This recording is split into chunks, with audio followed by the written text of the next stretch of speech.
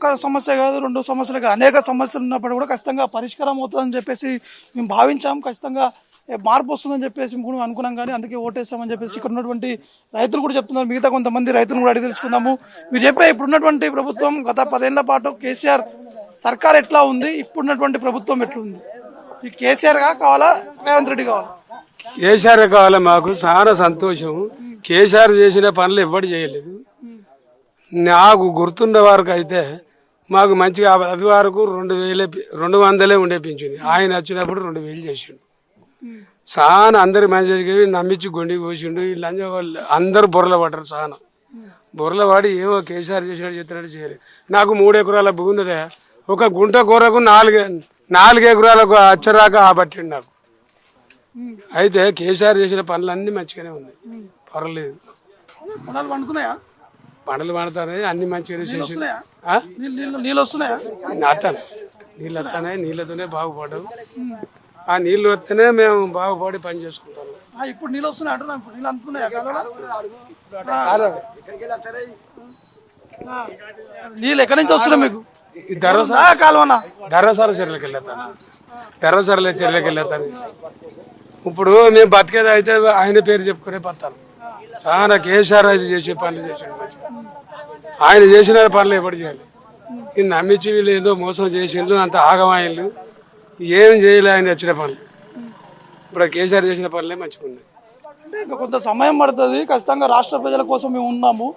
రాష్ట్ర రైతులు ఇబ్బంది పడతాం, మీ ప్రభుత్వం ఇబ్బంది పడినట్టే మీకు ఖచ్చితంగా న్యాయం చేస్తామని చెప్తున్నారు. ప్రభుత్వం కూడా చెప్తున్నారు, న్యాయం చెప్తాను. కేసీఆర్ ఆయన నిలబడేది ఉంటే పర్లేదు, మళ్ళీ అచ్చుడే మళ్ళీ పనిచేసాడు.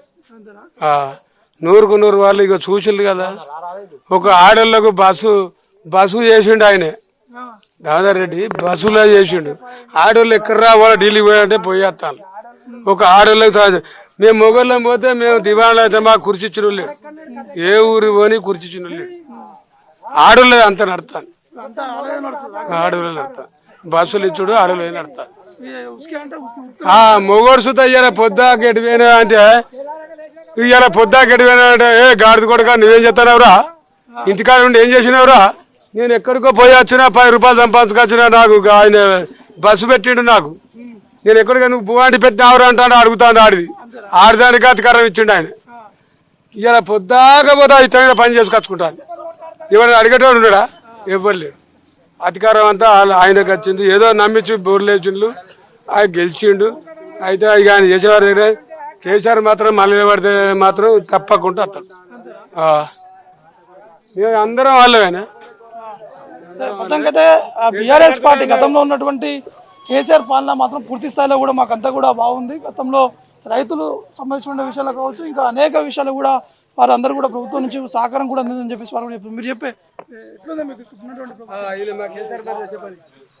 నా పేరు నూటెంకి రాజయ్య, గ్రామం కొత్తపల్లి, మండలం బీందేరిపల్లి, జిల్లా హన్మకొండ. కేసీఆర్ గవర్నమెంట్ అంటే వెనుకటి నుంచి వెళ్ళి పోరాడి తెలంగాణ తెచ్చుకున్నాము.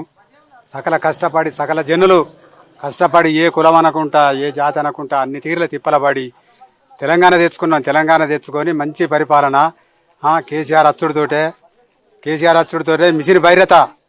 మిషన్ భైరత చెర్లన్నీ లోతు చేసిండు.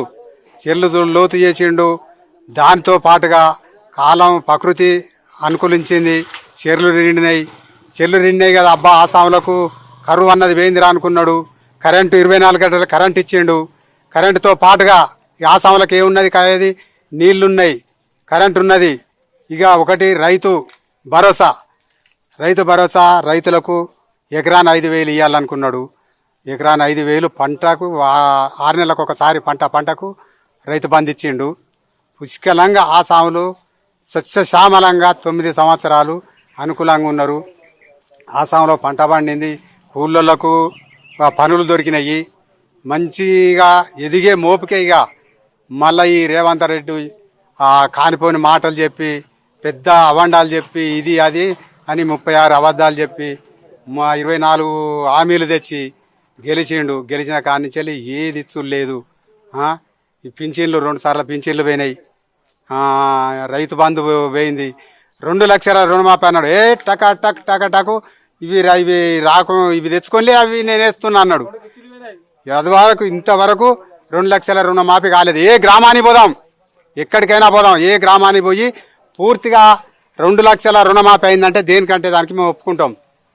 కాంగ్రెస్ గవర్నమెంట్ మోసం చేసింది, అబద్ధాలు మాట్లాడింది. అంటే విద్యుత్ సంబంధించిన విషయానికి వస్తే 200 రూపాయల వరకు మీకు విద్యుత్ ఛార్జ్ లేదు కదా. విద్యుత్ ఛార్జ్ ఏమిటండి? విద్యుత్ ఛార్జ్ ఏంది? 200 యూనిట్లు అన్నాడు. 200 యూనిట్లు ఎవరికి గుడిసెలలో ఉన్న వాళ్ళకి ఎక్కడికి వస్తుంది. ఇప్పుడు సపోజ్గా ఇల్లు ఉన్నది అనుకో, ఇల్లుకో 2 ఫ్యాన్లు ఉంటాయి, 2 ఫ్యామిలీలు ఉంటాయి, 4 లైట్లు ఉంటాయి. అవి 200 యూనిట్లకే కాలుతాయా? ఎందుకు ఇచ్చిండు? మహిళలకు ఫ్రీ బస్ అన్నాడు.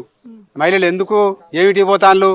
రైతులు ఏమన్నా పోతాన్లా? రైతులు తెల్లారు లేస్తే అడవిలో పని చేసుకుంటాన్లు. వట్టిగున్నోళ్ళే ఊళ్ళో ఏం చేసేయాలి? టైం పాస్ కొరకు సిటీలో పోతాన్లు, మంచిగా షాపింగ్ చేస్తాన్లు, షాపింగ్ చేస్తాన్లు, మళ్ళీ వస్తాన్లు సాయంత్రం వరకు. మొగళ్ళం పోతాను, ఎన్నడన్నా ఒకసారి నా సొంటోళ్ళు పోతాను. నా సొంటోళ్ళు పోతే బస్ కిరాయి పెట్టుకొని పోతే సీటు దొరకలేదు మాకు. ఎందుకే ఫ్రీ బస్సు మొత్తం ముంచుతాడు. ఫ్రీ బస్ ఎందుకు? అప్పుడు కేసీఆర్ ఉండగా బస్ కిరాయి పెడితేనే సరిపోతలేదన్నాడు. మళ్ళా సరిపోతలేదని కొంత బస్ కిరాయిలు పెంచితేనే తట్టుకున్నారు. ఇప్పుడు మొత్తం మోసమే జరుగుతుంది. ఈ మళ్ళా ఇప్పుడు ఈ రాష్ట్రం ఏదన్నా నిర్ణయం తీసుకోవాలంటే ఇక్కడి చేతిలో రేవంత్ రెడ్డి చేతిలో లేదు. ఆయన లంగ అంటలేము, దొంగ అంటలేము. ఈయన చేతిలో లేదు. అధిష్టానం ఒప్పుకోవాలి. అధిష్టానం దగ్గరికి పోతే వాళ్ళు వెనుకటి నుంచెల్లే కొట్లాడి ఆంధ్రోళ్ళంతా ఈ తెలంగాణ దోచుకుపోయిన్లు. వాళ్ళతోని వద్దనే మొత్తం సకల జనాలు సమ్మె చేసి కొట్లాడుకున్నాం, తెలంగాణ తెచ్చుకున్నప్పుడు సొంత నిర్ణయాలు లేకుండా మళ్ళా అక్కడోళ్ళని తీసుకొచ్చి ఇక్కడ పెట్టి వాళ్ళు ప్రపంచం చేస్తా అంటారు.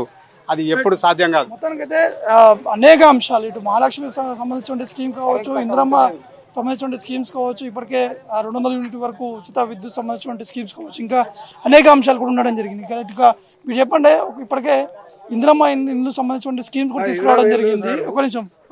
ఇందిరమ్మ ఇల్లు మళ్ళీ వచ్చిన వాళ్ళకి వస్తున్నాయి, లేనోని బీదవాతికి ఇస్తలేరు.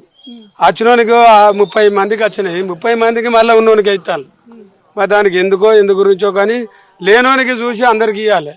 కానీ మళ్ళీ ఇచ్చినోనికే ఒక 6 పేర్లు వచ్చినాయి నాకు తెలిసినాయి, 30 మందికి ఇస్తాను. ఇక అది ఏం సంగతో ఇక ఏం కథో మనకు తెలియదు. కానీ ఇక ఇది ఎట్లుంటుందో కానీ చాలా ఉన్నోళ్ళు లేనోనికి అందరు చూసి ఇవ్వాలని కొందరు కొట్లాడుతాను. ఇంకా ముగ్గులు పోయలే, మళ్ళీ ఉన్నోని పేర్లే వెళ్ళాయి.